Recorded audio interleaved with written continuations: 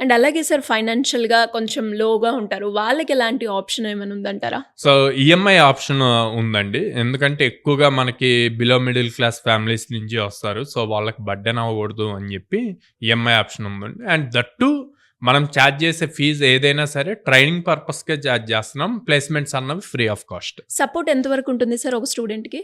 వాళ్ళకి pass out అయిన దగ్గర నుంచి 2 ఇయర్స్ ఫ్రెషర్ ట్యాగ్ ఉంటదండి. సో, స్టూడెంట్ మన దగ్గరకి వచ్చాక వాళ్ళ ఫ్రెషర్ ట్యాగ్ అయిపోయే వరకు మనం సపోర్ట్ ఇస్తాం. అండ్ విజయవాడ లొకేషన్‌లో మన విజయవాడ బ్రాంచ్‌లో గర్ల్స్‌కి స్పెసిఫిక్‌గా హాస్టల్ కూడా ఇన్ హౌస్ క్రియేట్ చేశామండి. ఓకే. సో, పేరెంట్స్ ఎలాంటి ఇన్‌సెక్యూరిటీ ఫీలింగ్స్ లేకుండా వాళ్ళు హ్యాపీగా విజయవాడ బ్రాంచ్‌లో జాయిన్ చేస్తే గనక అక్కడ విత్ ఇన్ ద క్యాంపస్సే ఉంటారు.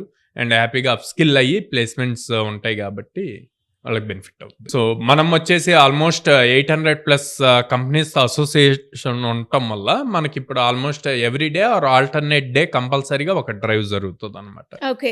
సో, ఇలాంటి ఫెసిలిటీస్ ఉండడం వల్ల స్టూడెంట్స్ ఇంతమంది ప్లేస్ అయ్యి బయటికి రావడం జరిగింది. అవును. ఎస్పెషల్లీ ఈ కోర్సెస్ అవును. రిలేటెడ్‌గా. అవును.